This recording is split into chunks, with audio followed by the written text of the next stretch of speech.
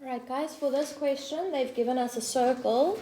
So now we need to think circle geometry, right? Hell It's not that bad. Okay, so we're going to have to use our knowledge of circle geometry here, because they haven't actually given us parallel lines. Do we see that?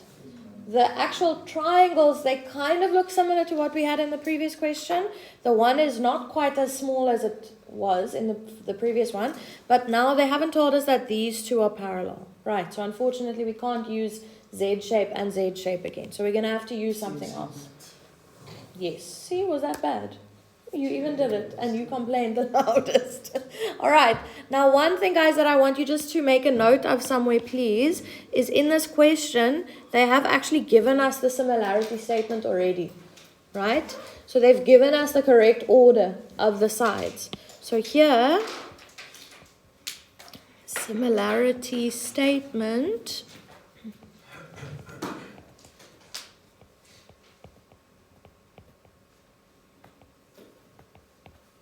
Therefore, correct order. So for the last line of our proof, when we are going to prove these two triangles similar, we don't have to still worry about what order we need to put the letters in. We're just going to use that order. Yeah. If a question comes like this in an exam, you're allowed to like construct. So say for the Q in the middle, can I construct Q1 and Q2? Yes, you can. Yeah. When you are writing paper 2, you're going to get an answer book. So if you do anything like that, do it on the picture in the answer book. Okay, not in the question paper. So that's quite important. You're going to get a question paper and an answer book. The answer book we take in and we mark. All right, so whatever things you put in on your diagram, do that on the answer book so we can see it. Okay. All right, so let's do that, guys. Let's put in a Q1 and a Q2. Otherwise, if you didn't want to do that, you would just have to write DQB. Right? And AQC. That's also fine. Okay, so they're asking us to prove that these two triangles are similar. So we're going to start again with our similarity kind of introduction line. So just saying in triangle AQC and triangle DQB. Remember to do the line. You do have to, yeah. Mm-hmm.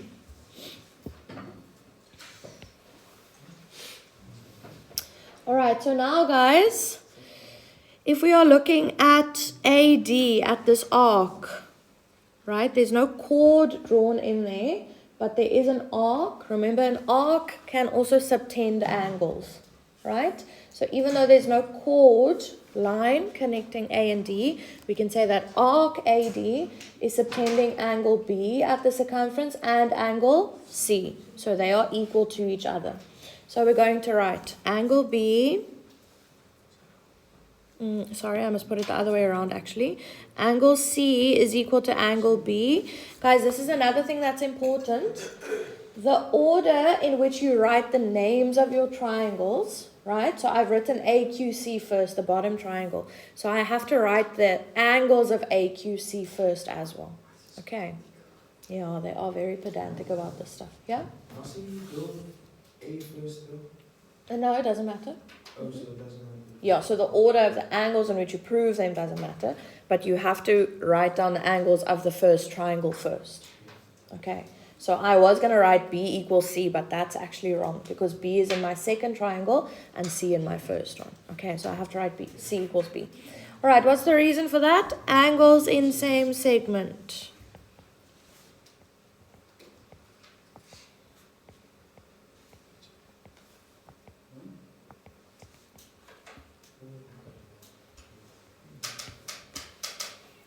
Okay, so let me just actually fill that in on the picture. Those two angles are equal because of that blue arc. Now, guys, if we're looking at the other side, we also have arc BC, right? That arc is also subtending angles D and A at the circumference. So angle D and A, those two are going to be equal to each other. Also because of angles in same segment. I need to write angle A first, please, because that is an angle in the first triangle that I listed.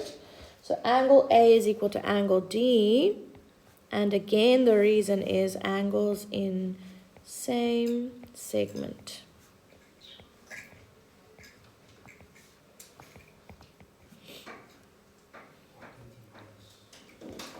Alright, now for number 3, again we can say vertically opposite angles, or we can say angle, sum, and triangle. What do you guys want to say? Verto. Okay, you just write whatever you want. I was thinking maybe everyone is going to say the same thing. It's fine, you can write whatever you want. Just make sure Q2 first and then Q1. Okay, so I am going to say angle, sum, in triangle.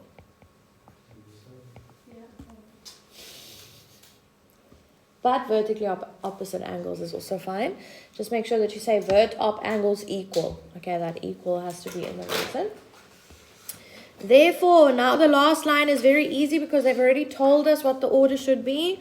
Triangle AQC is similar to triangle DQB. Guys, let's just quickly check, is that actually what we proved? Did we prove that angle A is equal to angle D? So the first and the first letters. Yes, we have A equal to D, right? And do we have Q equals Q? Yes. Q2 equal Q1. And do we have C equals B? Yes, we do. All right. So that's also a nice way of checking whether you've actually proven the correct pairs of angles equal to each other. Because the order here must be the same as the angles that are equal to each other. All right. Angle, angle, angle. Here we go. First question done. Please write down B. Hence, and I know usually if you see the word hence, you panic immediately. Hence prove that that is true.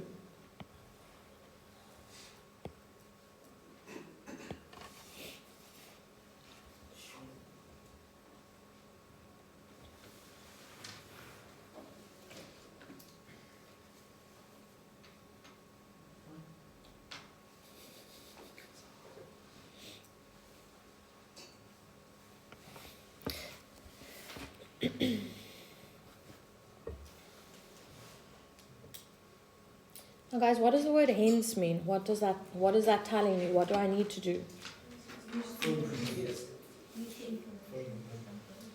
Yes, I need to use the answer from my previous question in order to get the answer to the next question. So they are saying we have to use this similarity statement to get our answer. Right? Now guys, the only way in which you can use your similarity statement is by doing your frog faces and getting your fractions. Alright, so let's start with that. Even if you don't know how to go further after that, you will get marks for setting up your fractions. So whenever it says hence, and sometimes they say hence or otherwise, but if you see that word hence, right, in one of these questions, that means you have to, or you are able to use your answer from the previous question. Yes. So even if you didn't get the previous question, you can still use. Yes, exactly. Thank you. Even if you weren't able to do this proof, because sometimes the proofs can, like finding the angles can also get quite complicated. Even if you couldn't do this proof, you can still use the statement. That's why they've actually given the similarity statement in the question to A, because they want to make sure that you can still use that in B. Yeah? So for the similarity, even though you didn't prove the thing, the stuff there, for similarity, it's like you must just know how to use the fractions equal to each other. Yes, for the hence question now. Yeah. Okay, so guys, just like what we did in the previous question when we were finding CD, I'm going to do my frog faces and I'm going to write my 3 fractions. And again, we might not need all 3 fractions, but don't worry about that for the first step. Just write all 3 and then we're going to identify the ones that we need to prove this statement that they've given us here. All right, this equation. So we're going to say AQ over DQ.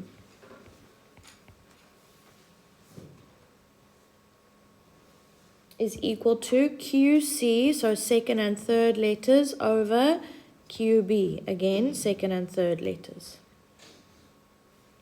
Is equal to AC over, so first and third letters, over DB, first and third letters. Again, you're going to write similar triangles.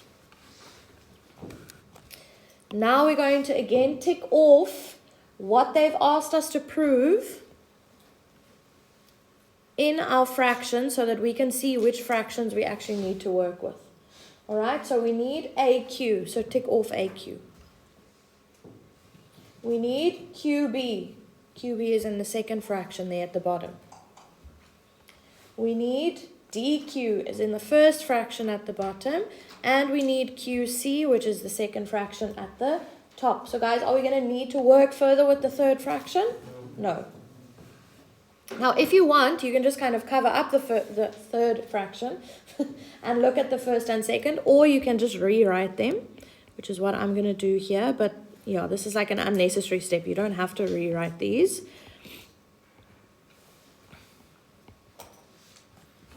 Okay, but those are the two fractions we need to work with.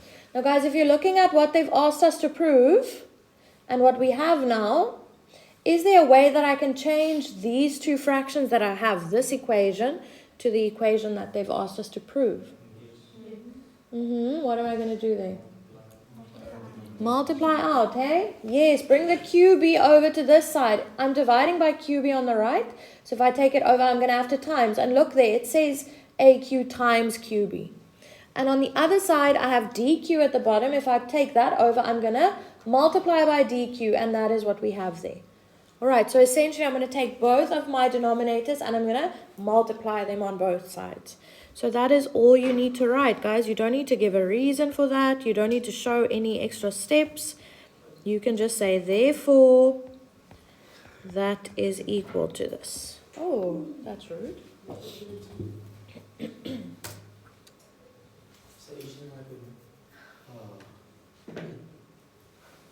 Okay, there we go.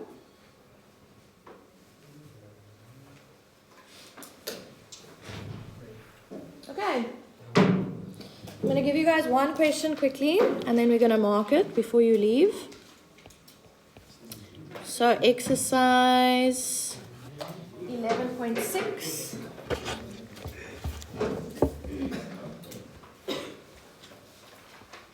I will also put it on the board for you now, on page 302. Can I show examples for Abdul? Yeah. I want you to do number 1, please. Sorry, let me just...